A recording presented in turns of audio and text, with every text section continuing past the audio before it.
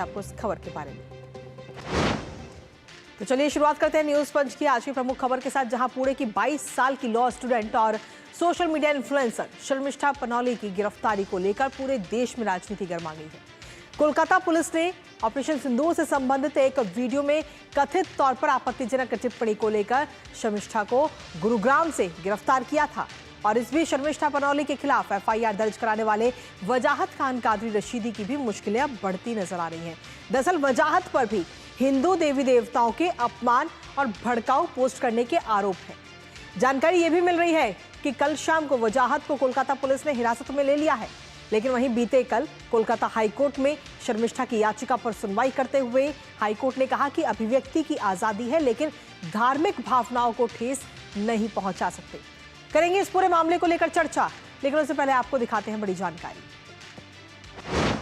तो सबसे पहले आपको बता दें, कोलकाता पुलिस की गिरफ्त में है इस वक्त वजाहत। ये इस वक्त सूत्रों के हवाले से सबसे बड़ी जानकारी इस वक्त मिल रही है, जहां आपको बता दें कल शाम की ये बात और कोलकाता पुलिस के हेडक्वार्टर लालगंज में रखा गया है वजाहत को इस वक्त। हालांकि आधिकारिक तौर पर अभी कोई बात नहीं कही गई है। इसके साथ ही ये भी बता दें कि विदेशी फंड वाले एनजीओ फहाजत जो है वो चलाता था और जिसको लेकर के कई सारी चीजें भी सामने आई। पुलिस की अभी तक कोई आधिकारिक पुष्टि पुलिस ने अभी तक नहीं की है। इससे पहले हालांकि वजाहत का नाम अभी पहली बार नहीं, इससे पहले 2020 में जब फ्रांस कॉन्सुलेट पर एक प्रदर्शन में भी उसका नाम सामने आया था और फ्रांस के अखबार में उस दौरान एक विवादास्पद कार्टून छपा था और उस कार्टून को लेकर जो प्रदर्शन किया गया उसका भी नेतृत्व वजाहत की तरफ से किया गया था। तो फिलहाल अभी उसे हिरासत में लिया गया है, लेकिन आधिकारिक तौर पर पुष्टि बंगाल पुलिस की तरफ से अभी नहीं की गई इस खबर से जुड़ी। लेकिन इसी के साथ बीते कल शर्मिष्ठा की याचिका पर कोलकाता हाईकोर्ट ने सुनवाई की और कोलकाता हाईकोर्ट ने सुनवाई करते हुए एक महत्वपूर्ण बात की है। शर्मिष्ठा की याचिका पर बीते कल ये सुनवाई हुई है और इस सुनवाई के दौरान टिप्पणी कोर्ट की तरफ से की गई, जिसमें उन्होंने कहा कि अभिव्यक्ति की पूर्ण स्वतंत्रता है, आपके पास में अभिव्यक्ति की पूर्ण स्वतंत्रता है, लेकिन आप धार्मिक भावनाओं को ठेस नहीं पहुंचा सकते। ये बात बीते कल हाईकोर्ट की तरफ से कही गई है।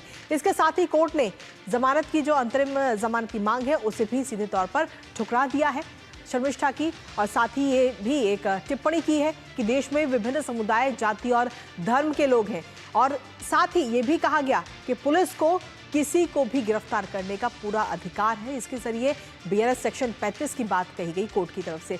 पुलिस को किसी को भी गिरफ्तार करने का पूरा अधिकार है, लेकिन उसमें चाहे सजा 7 साल से ज्यादा हो या फिर सजा 7 साल से कम हो, पुलिस गिरफ्तार कर सकती है। बीएनएस की सेक्शन 35 की कोई भी शर्त अगर पूरी होती है तो उस शख्स की गिरफ्तारी पुलिस की तरफ से की जा सकती है। हालांकि इस मामले में अब और एफआईआर दर्ज ना हो, ये बात भी हाईकोर्ट की तरफ से कह दी गई है कि शर्मिष्ठा ने जो बयान दिया था आपत्तिजनक, उसको लेकर और कोई एफआईआर दर्ज नहीं की जानी चाहिए। ये आदेश सीधे तौर पर कोर्ट ने बीते कल दिया है।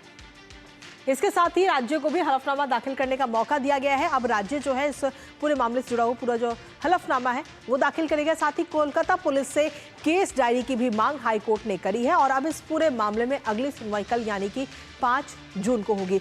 इसके साथ ही आखिर शर्मिष्ठा की गिरफ्तारी कब और कहां से हुई थी, एक नजर उस पर डाल लेते हैं।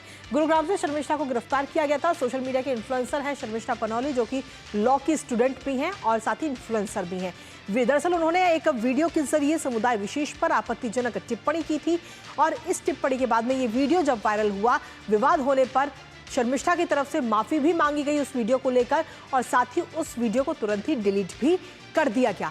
लेकिन उसके बावजूद भी 30 जून को पश्चिम बंगाल पुलिस ने शर्मिष्ठा को गुरुग्राम से गिरफ्तार कर लिया, जिसके बाद में कोर्ट में जब उनकी पेशी हुई तो कोर्ट ने 14 दिन की न्यायिक हिरासत में शर्मिष्ठा को भेज दिया और अब 13 जून तक न्यायिक हिरासत में ही शर्मिष्ठा रहेंगी और 13 जून तक वो रहेंगी। इसके साथ ही अगर हम देखें तो शर्मिष्ठा के सपोर्ट में भी अब कई लोग आते हुए नजर आ रहे हैं। इससे पहले बार काउंसिल ऑफ इंडिया ने रिहाई की मांग की थी और जिसके साथ ही शर्मिष्ठा के समर्थन में कंगना रनौत भी आ गई थी और उन्होंने पुलिस की तरफ से जो ये गिरफ्तारी शर्मिष्ठा की गई है उसको लेकर तमाम सवाल उठाए थे।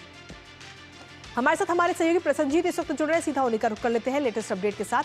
प्रसन्नजीत, सीधे तौर पर जानकारी सूत्रों के हवाले से ये मिल रही है कि वजाहत को कल शाम को गिरफ्तार कर लिया गया है, हिरासत में लिया गया है, लेकिन अभी तक पुलिस की तरफ से कोई भी आधिकारिक पुष्टि इस खबर से जुड़ी हुई नहीं की गई है।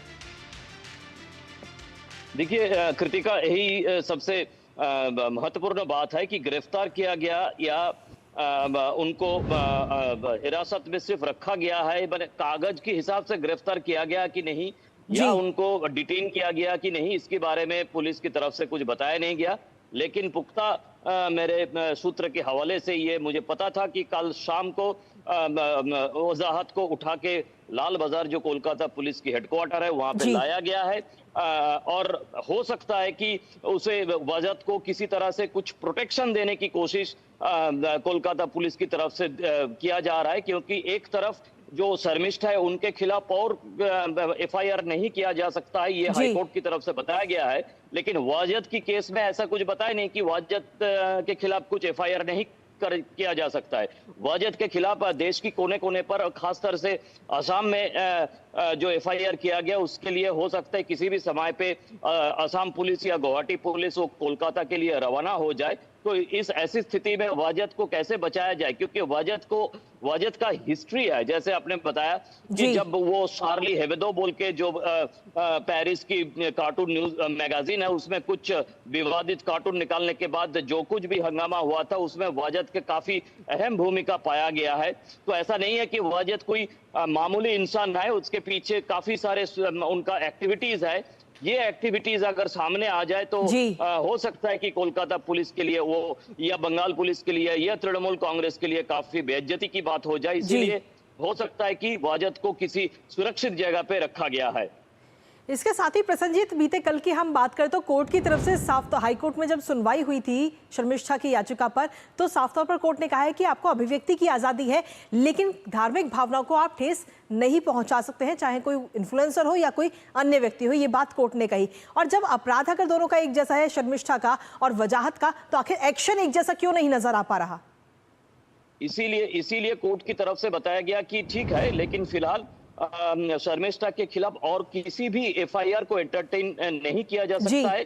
पहली बात। दूसरी बात है कि कोलकाता पुलिस की जो थाना गार्डन रिच ने इनको गिरफ्तार किया, उनकी तरफ से जो इन्वेस्टिगेट आईओ है, उनको बताया गया है कि आप केस डायरी हमारे समक्ष रखे कल, मतलब 5 जून, जैसे आपने रिपोर्ट में कहा। तो कल ये केस डायरी सामने लाने के बाद पता चलेगा कि किस किस धारे पर बीएनएस की शर्मिष्ठा के खिलाफ एफआईआर दायर किया गया। और आपने जैसे बताया कि इसी जगह पे कोलकाता पुलिस काफी प्रेशर में है कि अगर वजाहत की जो उनके खिलाफ जो एफआईआर है, उसका जो एफआईआर की भाषा है और ये शर्मिष्ठा के खिलाफ की एफआईआर की जो भाषा है, तो मतलब दोनों ही अगर एक तरह की गुनाह है, तो उस समय पे कहां तक वजाहत को बचाना कोलकाता पुलिस के लिए मुमकिन है, ये तो मुझे पता नहीं, कल पता चलेगा, शायद नहीं हो पाए तो। जी। प्रसन्नजीत, एक आखिरी सवाल और आपसे लेना चाहेंगे कि जिस तरीके से बीते कल भी हमने इस खबर को दिखाया था कि असम की तरफ से, वहां असम से पुलिस रवाना कर दी गई है वजाहत की गिरफ्तारी के लिए, और पश्चिम बंगाल पुलिस पहुंच भी चुकी, लेकिन उसके बाद में ही तुरंत पश्चिम बंगाल की जो पुलिस है वही हिरासत में ले लेते। क्या ये माना जाए कि असम पुलिस से बचाने की कोशिश वजाहत को की जा रही है पश्चिम बंगाल की तरफ से? कृतिका, ये तो सीधी तरह से मैं कह नहीं सकता, लेकिन इशारा काफी है। इशारा काफी है कि क्योंकि कल हमारी रिपोर्टर को हमने जब वजाहत की गार्डन रीच वाले घर पे भेजे थे, तो वो बाहर से ताला लगा हुआ था, ना उनका पिताजी का कोई पता चला, ना वजाहत का पता चला। लेकिन शाम को जब किसी जगह से वजाहत को उठाकर फिर लाल बाजार जा रहा था, तब मुझे पता चल गया कि वो गाड़ी में है और लाल बाजार लिया जा रहा है। तो मतलब पुलिस को पता था कि वजाहत है कहाँ, उनका घर में ताला हो, जो भी हो। उनका पिताजी भी शायद पुलिस का किसी सेफ हाउस, आजकल जो जिस तरह से बताया जाता है, ये सब ओटीटी प्लेटफॉर्म की काफी सारे इसमें सेफ हाउस, तो सेफ हाउस में हो सकता है कि इनको रखा गया है। कृतिका, चलिए, बहुत बहुत शुक्रिया प्रसन्नजीत, तमाम जानकारी और अपडेट्स हमारे साथ साझा करने के लिए।